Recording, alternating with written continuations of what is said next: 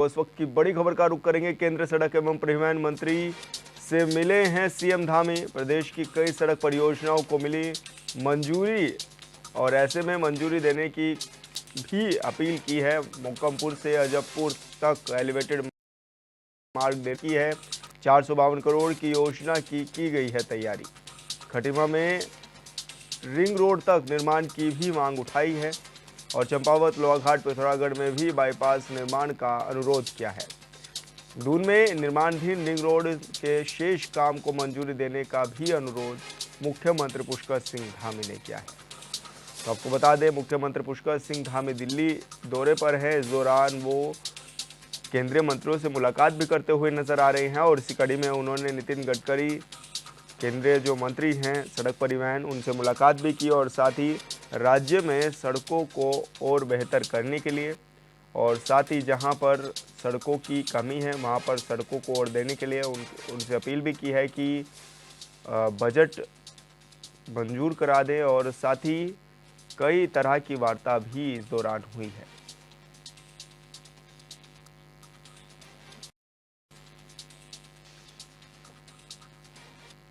और संवाददाता हिमांशु गौड़ हमारे साथ लाइव जुड़ चुके हैं। हिमांशु, मुख्यमंत्री पुष्कर सिंह धामी दिल्ली दौरे पर है, ऐसे में केंद्रीय मंत्रियों से वो मिलते हुए नजर आ रहे हैं और हाल फिलहाल में सड़क परिवहन मंत्री से भी उन्होंने मुलाकात की है। राज्य के लिए क्या कुछ खास रहा इस बार?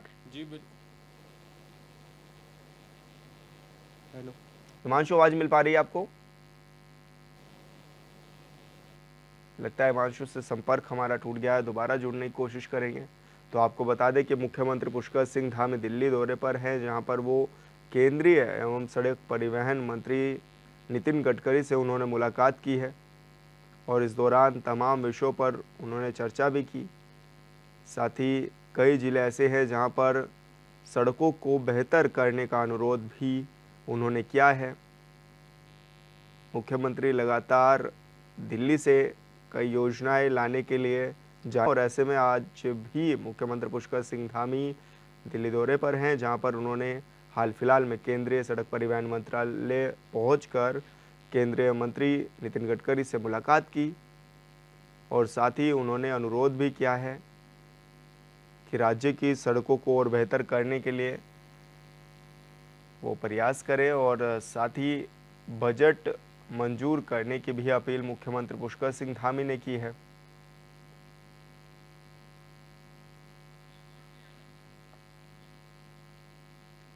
हिमांशु गौड़ जुड़ चुके हैं। हिमांशु, क्या कुछ ज्यादा जानकारी मिल रही है? मुख्यमंत्री पुष्कर सिंह धामी लगातार दिल्ली दौरे पर भी नजर आ रहे हैं और इस दौरान केंद्रीय मंत्रियों से मुलाकात कर रहे हैं। राज्य के लिए कई तरह की योजनाएं लाने की भी बात कहते हुए नजर आ रहे हैं।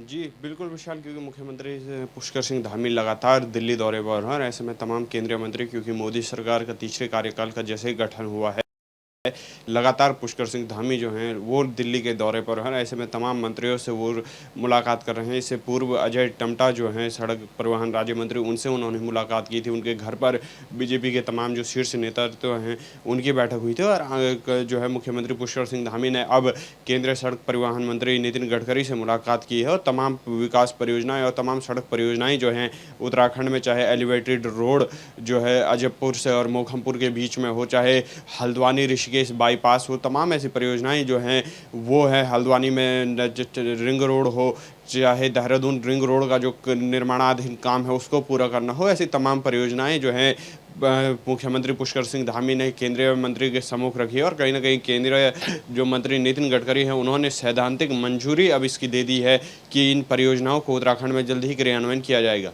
अच्छा हिमांशु, क्योंकि ये भी देखा जा रहा है कि मुख्यमंत्री जब जब दिल्ली जाते हैं तब तब राज्य के लिए कई तरह की योजनाएं वो लेकर के आते हैं और आजकल जिस तरह से वो दिल्ली में हैं तो क्या कयास भी लगाए जा रहे हैं कि जब वो राज्य में वापस लौट रहे हैं तो कौन कौन सी नई योजनाएं लेकर के आएंगे, कौन कौन सी योजनाओं को धरातल पर उतारा जाएगा? जी बिल्कुल विशाल, आपने क्योंकि बेहतर बात कही है कि मुख्यमंत्री जब भी दिल्ली का दौरा करते हैं तो निश्चित रूप से राज्य के लिए जो है अनेक विकास परियोजनाएं वो लेकर आते हैं और कहीं ना कहीं जो योजनाएं हैं उनको धरातल पर उतारने का काम जरूर करते हैं। इससे पूर्व हमने देखा था जिस प्रकार से सड़क के दौरे सड़क परिवहन मंत्री नितिन गडकरी से उन्होंने मुलाकात की है और अब उन्होंने जो है सैद्धांतिक मंजूरी उत्तराखंड की तमाम रोडों के लिए, चाहे मसूरी देहरादून को लिंक करने वाली रोड हो, चाहे हल्द्वानी में बाईपास हो, कैची धाम बाईपास हो, ऐसी तमाम परियोजनाओं के साथ ही उत्तराखंड में जो निर्माणाधीन बांध परियोजनाएं हैं, क्योंकि बांध उत्तराखंड की रीढ़ की हड्डी कही जाते हैं, बांध परियोजनाओं के जो अटके हुए काम है, क्योंकि 6 बांधों के निर्माण की स्वीकृति उत्तराखंड को मिलने वाली है और ऐसे में बांध परियोजनाओं के लिए जो बजट है वो उत्तराखंड को मिलने वाला है। इसी के साथ प्रधानमंत्री आवास ग्रामीण सड़क योजना PMGSY जो है उसकी स्वीकृति हो, चाहे जल जीवन मिशन के तहत हर घर नल की जो योजना है उसकी सैद्धांतिक स्वीकृति हो, तमाम ऐसी परियोजनाएं जो हैं वो राज्य को आने की संभावना है। इसी के साथ 4 धाम परियोजनाओं में जो है ऑटोमेटिक फिलिंग स्टेशन हो या EV को बढ़ावा देने के लिए चार्जिंग स्टेशन हो, केदारनाथ रोपवे का निर्माण हो, तमाम ऐसी परियोजनाएं हैं जिन पर लगातार CM धामी चर्चा करते हुए नजर आ रहे हैं और निश्चित जल्द ही मंजूरी जो है संभवतः इन परियोजनाओं को जल्द ही जो है राज्य केंद्र सरकार जो है मंजूरी प्रदान करेगी और राज्य में जो है इनका क्रियान्वयन जल्द ही होगा। अच्छा हिमांशु, क्या माने कि जिस तरह से अभी हाल फिलहाल में हम देख भी रहे हैं कि विपक्ष भी कई तरह के सवाल उठाता है कि दिल्ली जाने पर लेकर के, अलग अलग चीज़ों पर लेकर के, लेकिन राज्य के विकास के लिए दिल्ली जाना भी ज़रूरी है और ऐसे में देखा जा रहा है तो आरोपों की राजनीति भी कहीं ना कहीं नज़र आ रही है। क्या लग रहा है, किस तरह के आरोप लग रहे हैं? जी बिल्कुल विशाल, क्योंकि विपक्ष लगातार इस बात को कहता आ रहा है कि मुख्यमंत्री जो है हर बार अपना झोला उठाकर जो है दिल्ली दरबार पहुंच जाते हैं और दिल्ली के जब उनको कॉल आता है तो वो फौरन दिल्ली में लाइन हाजिर होते हैं। लेकिन कहीं ना कहीं राज्य की जो भौगोलिक परिस्थितियां हैं, राज्य की जो आर्थिक परिस्थितियां हैं और सामाजिक राजनीतिक जो ढांचा है उसके अनुसार दिल्ली से जो है लगातार समन्वय बनाकर चलना जरूरी है। जब केंद्र और राज्य का बेहतर समन्वय होगा उसके लिए कहीं ना कहीं ये जरूरी हो जाता है, क्योंकि स्वयं प्रधानमंत्री नरेंद्र मोदी इस बात को कहते हैं कि 21वीं सदी का जो तीसरा दशक होगा वो उत्तराखंड का दशक होगा और उसके लिए अगर आपको उत्तराखंड का दशक बनाना है तो निश्चित रूप से आपको केंद्र के साथ समन्वय बनाकर चलना होगा, क्योंकि केंद्र ने जो परियोजनाएं उत्तराखंड को दी है, चाहे मैं 4 धाम परियोजना की बात करूं, PMGSY की मैं बात करूं, जल जीवन मिशन की मैं बात करूं, तमाम ऐसी परियोजनाएं जो है, केदारनाथ मास्टर प्लान हो, ऐसी योजनाएं जो है केंद्र ने स्वीकृत की हैं, राज्य में उनका काम जो है धरातल पर दिखा भी है। तो मुख्यमंत्री को दिल्ली के साथ समन्वय बनाना जरूरी है और हालांकि विपक्ष जो है, विपक्ष कांग्रेस इस समय विपक्ष में है तो उसका निश्चित रूप से उनकी स्वाभाविक जिम्मेदारी ये बन जाती है विपक्ष होने के नाते कि वो राज्य सरकार की कमियों को उठाएं। अगर मुख्यमंत्री कहीं पर उनकी परियोजनाओं से विपक्ष संतुष्ट नहीं है तो उन पर सवाल उठाना विपक्ष का एक नैतिक जिम्मेदारी और लोकतंत्र की एक खूबसूरती भी बन जाता है कि विपक्ष जो है सरकार पर लगातार आरोप प्रत्यारोप करे और कहीं ना कहीं उन आरोप प्रत्यारोपों से सरकार कितना सीख लेती है, राज्य में कितनी विकास परियोजनाएं जो चलती हैं वो कितनी बेहतर होंगी और आरोप प्रत्यारोप की राजनीति के बीच जो भी हो राज्य के विकास को क्या गति मिलती है वो महत्वपूर्ण हो जाता है। बिल्कुल हिमांशु, बहुत बहुत शुक्रिया आपका तमाम जानकारी साझा करने के लिए। और लखनऊ से बड़ी खबर का रुख करेंगे। ईडी ने हेलो राइड के निदेशकों की संपत्ति जब्त की है। निदेशकों, अध्यक्षों, एजेंटों और अन्य लोगों पर भी कार्रवाई की गई है। संबंधित 5.35 करोड़ रही अचल और चल संपत्ति भी जब्त की गई है। लखनऊ के अलावा प्रयागराज और कानपुर में भी संपत्ति जब्त की गई है। ईडी के ने अभय कुमार, नीलम वर्मा, निखिल कुशवाहा पर केस भी दर्ज किया गया है। तो बड़ी खबर आपको बता रहे हैं, जहां पर ईडी ने छापेमारी की और ऐसे में हेलो राइड के निदेशक की संपत्ति भी जब्त की गई है। निर्देशकों, अध्यक्षों और एजेंटों और अन्य लोगों पर भी ये कार्रवाई की गई है। संबंधित 5.35 करोड़ रुपए की चल और अचल संपत्ति जब्त की गई है।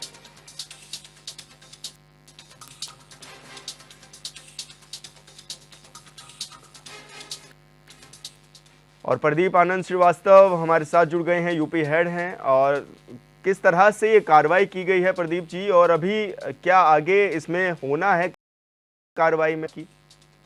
देखिए विशाल, जिस तरह से योगी सरकार जीरो टॉलरेंस की नीति को लेकर आगे बढ़ी है, योगी पॉइंट 2 में भी जिस तरह से जीरो टॉलरेंस की नीति को बढ़ावा दिया गया है, उसके क्रम में ये बड़ी कार्रवाई मानी जाएगी। हेलो राइट जो ये संस्था है, इसके जो निदेशक हैं, इन सबकी संपत्तियां जब्त की गई हैं, अध्यक्षों की संपत्तियां जब्त की गई हैं, एजेंटों और अन्य लोगों पर कार्रवाई हुई है।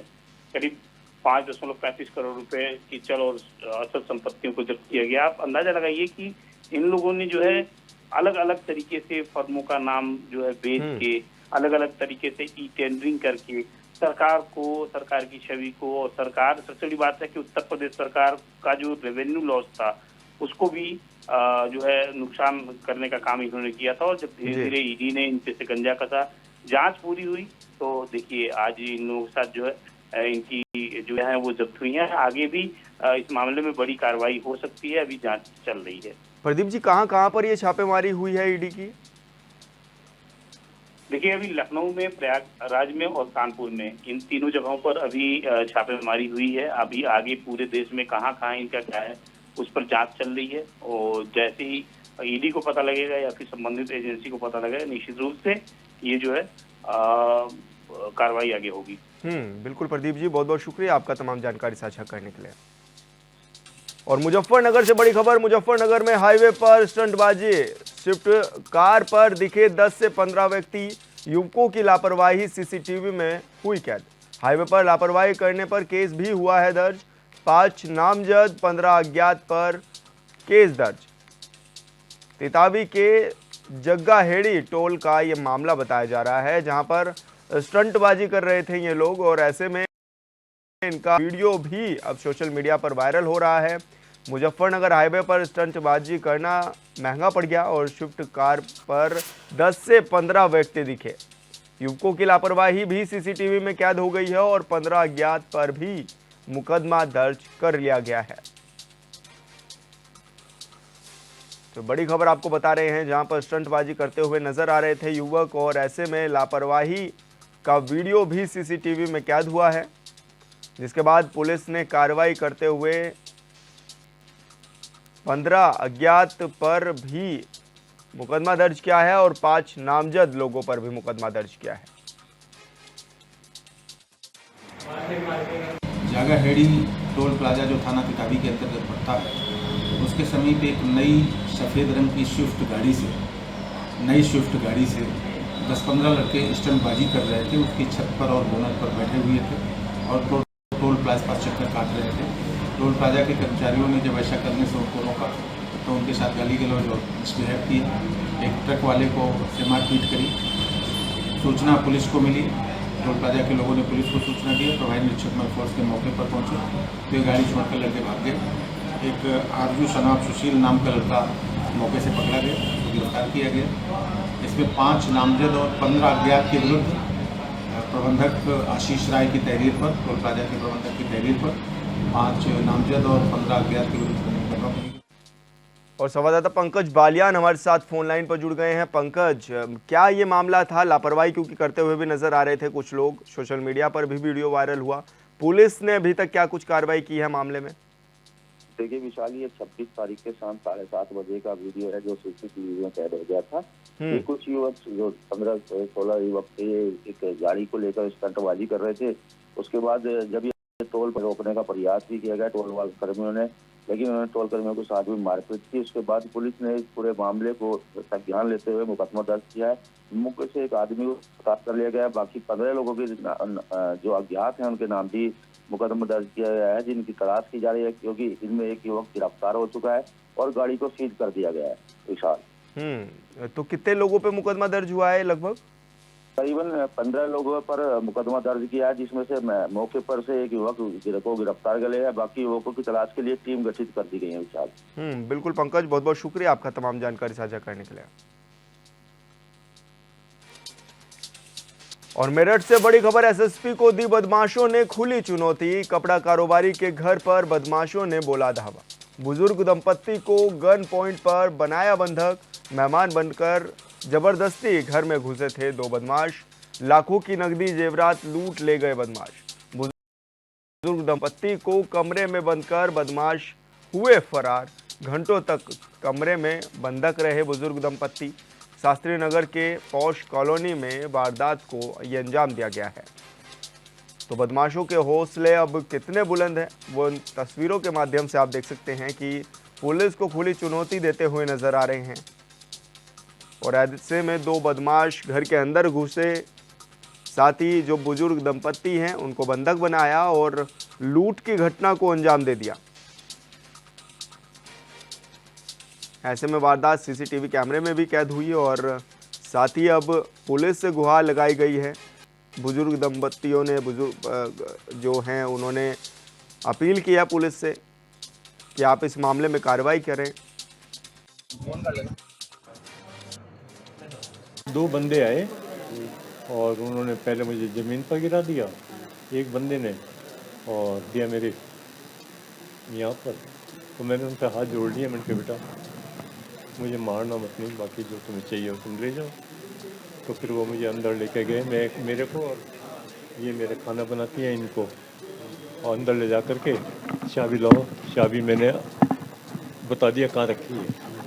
उन्होंने अलमारी खोली, रुपए लिए, और मैं, मेरी वाइफ और इसको तीनों को इस कमरे में बंद करके चले गए।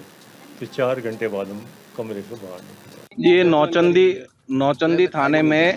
नौचंदी थाने में एक बुजुर्गवार हैं जिनके यहाँ पर ये घटना हुई है, जहाँ पर 2 युवक आए दोपहर के समय और डोनेशन लेने के बहाने वो घर में एंटर किए और फिर एक चाकू इन्होंने इस्तेमाल किया और चाकू से डरा कर इनसे करीब 2 लाख रुपए की लूट उन्होंने की है। जो पैसे थे वो अलमारी में थे जिसे वो ले गए हैं और जाते हुए इन्हें बंद करके गए दरवाजे में, लॉक में। बाहर आने पे इन्होंने पुलिस को सूचना दी और पुलिस बल यहाँ पर आया है, मैं भी आया और घटनास्थल हमने देखा है।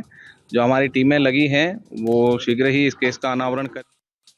और संवाददाता मनीष पराकर हमारे साथ फोन लाइन पर जुड़ गए हैं। मनीष, क्या ये पूरा मामला था और अभी क्या मामले में कितनी कार्रवाई हो पाई है?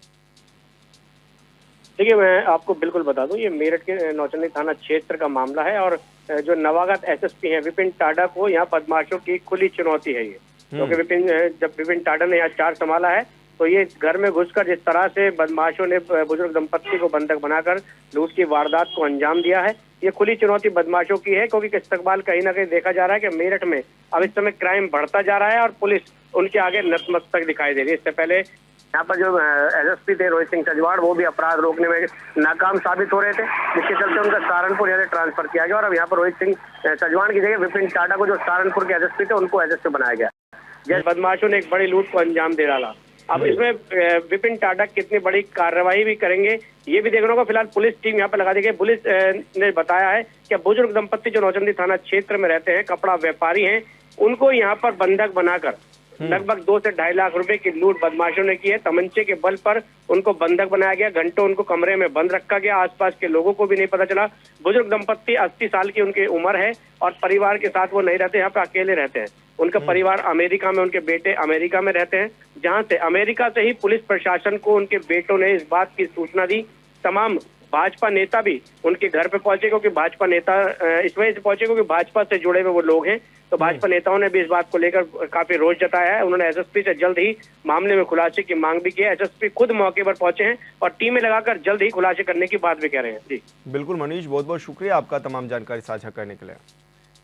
और हमीरपुर से बड़ी खबर, आकाशीय बिजली गिरने से उस समय 3 की मौत। बिजली गिरने से 3 अन्य लोग झुलसे, घायलों को इलाज के लिए अस्पताल में कराया गया भर्ती।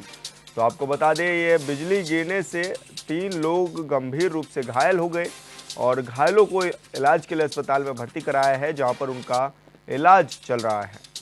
तो आकाशीय बिजली गिरने से 2 चचेरे भाइयों समेत 3 लोग घायल हो गए, झुलस गए और ऐसे में आनन फानन में उन्हें जिला अस्पताल में पहुंचाया गया, जहां पर उनका इलाज जारी है। और संवाददाता शीलू निषाद हमारे साथ जुड़ चुके हैं। शीलू, क्या ये मामला है और अभी किस तरह की तबीयत बताई जा रही है डॉक्टरों के द्वारा? जी, आपको बता दें कि लगातार जो आकाशीय बिजली है वो 2 जगह पे गिरी है, एक राठ थाने और जगह थाने, जिसमें 3 लोगों की मौत हो गई है। वहीं आपको बता दें कि 3 लोग झुलसने के बाद तीनों के मौके पर मौत हो गई, जिसमें 2 चचेरे भाई थे और एक अलग था। और लगातार बारिश और मौसम जो चेंज होता हुआ नजर हो रहा है, जिसके चक्कर में लगातार इस तरीके से हालात देखने को मिल रहे हैं। जी तो अभी क्या मौसम ने कुछ अलग अलर्ट भी जारी किया है शहर में? जी, मौसम विभाग ने लगातार एडवर्टाइज जारी की हुई है कि लोग घर को जितने ज्यादा से ज्यादा हो सके घरों के अंदर रहे। मौसम खराब होने के बाद में बिजली के खंभों के पास भी नजर ना आए और इस तरीके से कई सारी चीजों पर एडवर्टाइज जारी की गई है। बिल्कुल शीलू, बहुत बहुत शुक्रिया आपका तमाम जानकारी साझा करने के लिए। कानपुर राधे राधे इस्पात कंपनी सिग्मा के मालिक को डीजीजीआई ने छापेमारी के बाद अरेस्ट कर लिया है। लखनऊ टीम ने छापेमारी कर कंपनी के डायरेक्टर को 52 करोड़ रुपए की टैक्स चोरी के मामले में गिरफ्तार किया है। टीम ने कंपनी के डायरेक्टर नवीन जैन को गिरफ्तार कर स्पेशल सीजेएम की कोर्ट में पेश किया है। कोर्ट ने उन्हें 9 जुलाई तक न्यायिक हिरासत में जेल भेज दिया है। नवीन जैन कुल 8 कंपनियों में डायरेक्टर हैं। नवीन ऑफिस बेहद गोपनीय तरीके से बनाया है। यहाँ हर तरफ सीसीटीवी कैमरे लगे हुए हैं। ऑफिस परिसर में कदम रखते ही अंदर बैठे व्यक्ति को आपके आने की जानकारी हो जाएगी। सूत्रों के मुताबिक ऑफिस से भी बड़ी संख्या में दस्तावेज जब्त किए गए हैं और सभी की जांच की जा रही है। ये यूनियन ऑफ इंडिया की तरफ से केस दाखिल किया गया है डीजीजीआई लखनऊ की तरफ से। इसमें डीजीजीआई लखनऊ की टीम ने श्री राधे राधे इस्पात लिमिटेड के डायरेक्टर नवीन जैन के यहाँ अपनी रेड डाला था। इसमें विपक्ष की तरफ से, अक्यूज की तरफ से इसमें बहस करी गई कि इसमें क्योंकि 5 साल तक की सजा का प्रावधान है इसलिए इनका रिमांड कैंसिल करा जाए। लेकिन माननीय न्यायालय ने दोनों पक्षों को सुनने के बाद अभियोजन पक्ष का रिमांड का प्रार्थना पत्र स्वीकार किया। बेसिकली इसमें 344 करोड़ रुपए का टैक्स का इनका दस्तावेजी हेरफेर, उसमें 52 करोड़ रुपए की टैक्स की चोरी इसमें प्राइमा फेसी भी पाई गई है। ये राधे राधे इस्पात प्राइवेट लिमिटेड के नाम से कामधेनु सरिया बनाते थे। उसी में सरिया के इनके कुछ डीलर्स थे, डिस्ट्रीब्यूटर थे, जहां पर इनकी कार्रवाई रेड की चल रही थी। जो इनके यहाँ से डॉक्यूमेंट्स बरामद किए गए हैं उसी के आधार पर। और संवाददाता इब्ने हसन जैदी हमारे साथ फोन लाइन पर जुड़ गए हैं। इब्ने, क्या ये मामला था और अभी कार्रवाई क्या हो पाई है मामले में? जी देखिए, मैं आपको बता दूं कि राधे राधे इस्पात कंपनी जो है सिग्मा वाले, उनके यहाँ कल जो है छापा पड़ा था और छापा पड़ने के बाद इसमें जो है 52 करोड़ रुपए की टैक्स चोरी का मामला पाया गया था, जिसमें राधे राधे जो कंपनी है इनके डायरेक्टर जो है नवीन जैन को गिरफ्तार कर लिया गया और गिरफ्तार करके जो है स्पेशल सीजीएम की कोर्ट में पेश किया गया था, जहां पर जो है इन कोर्ट ने उन्हें 9 जुलाई तक के लिए न्यायिक हिरासत में जेल भेज दिया है। नवीन जैन जो है कुल 8 कंपनियों में डायरेक्टर है। अब बात की जाए तो डीजीआई ने जो इनको अरेस्ट किया, अरेस्ट के बाद जब पेश किया तो वहां पर उनके वकील जो थे वो इनकी जमानत चाह रहे थे, लेकिन वहां पर जो है ये डीजीआई ने जो है वहाँ दलील रखी और दलील रखने के बाद उन्होंने बताया कि इससे पहले भी जो है ये इसी ऐसे टैक्स चोरी में जो है ये पकड़े जा चुके हैं और इससे पहले भी इनके यहाँ टैक्स चोरियां पकड़ी जा चुकी हैं। अगर इनको जमानत मिल जाती है तो ये प्रभावित करेंगे इस मामले को। इस वजह से इनको जमानत ना दी जाए, इनको रिमांड पे दे दिया जाए। तो सीजीएम कोर्ट ने जो है कोर्ट लगा त्रिपाठी की कोर्ट है, उन्हीं ने इनको जो है रिमांड पर दे दिया है। सीपर डीजीजीआई के पास जो है ये है, अब डीजीआई इनसे और भी पूछताछ करेगी। अब देखने से ये है कि जिस तरीके से बार बार जो है सिग्मा कंपनी के जो मालिक हैं नवीन जैन के ऊपर इस तरीके के आरोप लगते आ रहे हैं और अब इनके अंदर में रहने के बाद और कितनी अभी मालूमात यहाँ से कितनी पूछताछ के बाद और क्या क्या इनके सामने आता है, जिसके लिए हमें इंतजार करना पड़ेगा। जी बिल्कुल इब्ने, बहुत बहुत शुक्रिया आपका तमाम जानकारी साझा करने के लिए। खबर गोंडा से है, जहां गोंडा की खड़गपुर पुलिस ने गो तस्करों में संलिप्त 5 गो तस्करों पर बड़ी कार्रवाई करते हुए अपराध से अर्जित की गई उनकी संपत्ति को जब्त किया है। 5 अपराधियों की कुल मिलाकर 45,29,829 रुपए के पक्के मकान की संपत्ति को जब्त किया गया है। गोंडा की राजस्व और पुलिस ने संयुक्त कार्रवाई करते हुए गो तस्करी में सम्मिलित अपराधियों पर ये बड़ी कार्रवाई की है।